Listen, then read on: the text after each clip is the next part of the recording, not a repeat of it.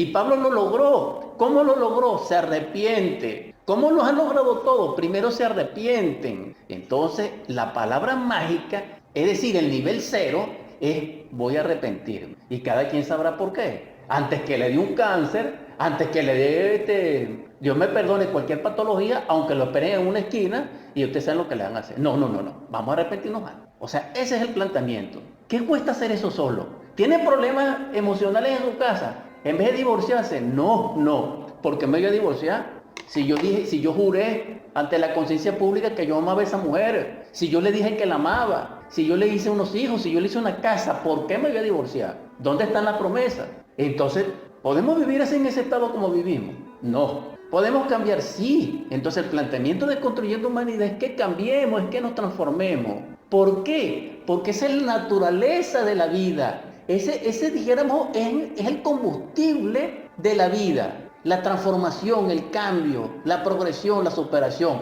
no la retrogradación. Fíjense ustedes, me van a perdonar, ya yo soy una persona mayor y yo pensaba que en estos tiempos iban a haber taxis voladores. Claro, pero no es porque estoy loco, sino porque considero que el progreso existe y que la ciencia existe. Pero no, me estoy dando cuenta que a veces no hay luz, no hay agua, no hay esto, no hay aquello, no hay lo otro, y entonces andamos con unos carritos viejos. Pregunto, ¿dónde está el desarrollo de la tecnología entonces?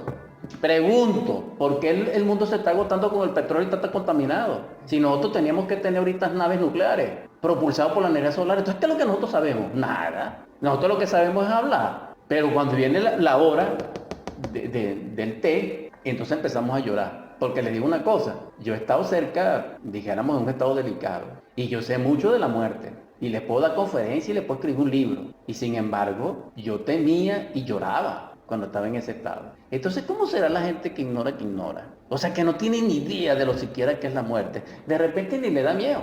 Pero cuando uno tiene en el intelecto tantas cosas, entonces se agrava la situación. ¿En qué sentido? Bueno, vamos a decirlo así. Dice Salomón, el que añade sabiduría, dolor añade. El pan no es del sabio. Y también dice de que la vida es vanidad de vanidades. Ahora, la vida tiene algo extraordinario, audiencia.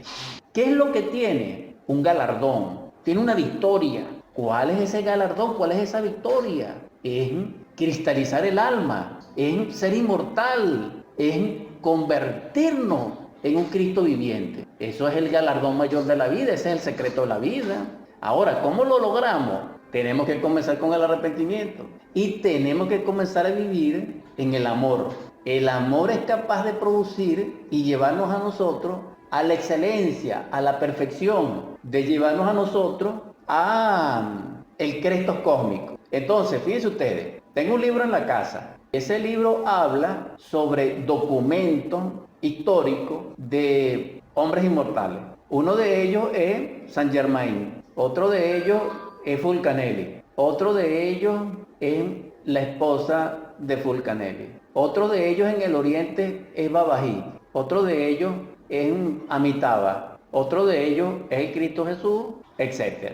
El más perfecto es nuestro Salvador el Cristo. Este libro documentado, que lo tengo, es muy interesante porque uno de esos hombres inmortales hizo una barra de oro delante de unos científicos y la barra de oro está siendo expuesta en el museo, en uno de los museos de París. No recuerdo bien el lugar, pero sé que sí. Y si en alguna oportunidad puedo traer el libro y leerlo directamente, lo voy a hacer. Ahora, ¿por qué les traigo este ejemplo? Porque nosotros estamos llamados a estas grandes manifestaciones de la divinidad en nosotros. Porque si Moisés abrió el mar, si Moisés nos alimentó por la voluntad de Dios desde el cielo, no solamente a través del maná, sino a través de las codornices, y también hizo fluir en un desierto de una roca agua por auxilio de Jehová, pero a través de su mediación, entonces significa que era no solamente un hombre verdadero, sino que se había cristificado, porque todas esas maravillas, todas esas exaltaciones del poder mágico de una voluntad liberada, se realiza es cuando el Cristo mora en ese corazón. Entonces, esto es algo interesante, porque si tienen alguna duda, no sé si puedo expresar lo que he querido, pero pregunto, si esto no es así, Porque el Cristo Jesús nació de pequeño y tuvo que enseñársele a hablar, y tuvo que amamantársele, y tuvo que hacerle todas esas cosas. Si el Cristo Jesús realmente es un espíritu como la gente se imagina, ¿por qué no apareció grande, pues? ¿Por qué tiene que nacer? Claro, hay muchas razones, pero una de las razones es de que el Cristo primero nace en el corazón de un hombre, que está simbolizado por el establo, pero antes de nacer en el corazón del hombre tiene que ser concebida por obligarse del Espíritu Santo en una matriz humana. Porque les vuelvo a preguntar, si Jesús y Cristo es el Hijo de Dios, ¿por qué necesita nacer en un cuerpo pequeño? No sé. ¿Qué dices tú de eso, Fran?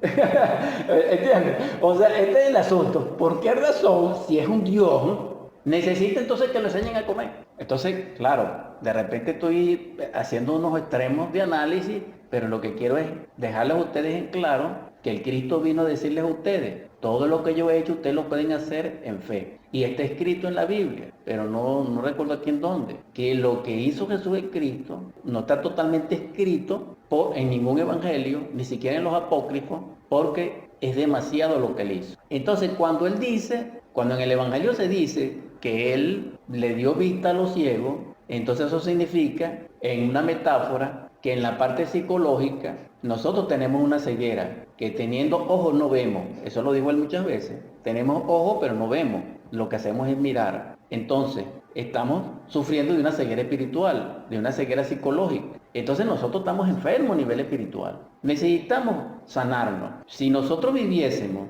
en la perspectiva de ser nosotros mismos la causa y el efecto, el propósito de nuestro propio estudio, aparte de todos los estudios que hacemos, nosotros comenzaríamos a ser inteligentes y comenzaríamos a tener una visión distinta de la vida, y de hecho estamos aspirando a la iluminación, porque nos guste o no nos guste, nosotros no debemos a un ente mayor. Y me queda poco tiempo, pero quiero tratar de decir lo siguiente. Hay el siguiente análisis. Cuando nosotros nacemos, vuelvo al caso, tenemos capacidades puras. Vemos varias dimensiones de la naturaleza y escuchamos varias dimensiones de la naturaleza. Pero estamos claros de que nos debemos a nuestra mamá y a nuestro papá. Y nosotros desde nuestra pequeñez y dentro de esa visión tan pura, sabemos que ellos son nuestros protectores. Entonces, no hay algo mayor para nosotros que nuestro papá y nuestra mamá. No lo hay. Aparte de eso, tenemos una conexión en la misma línea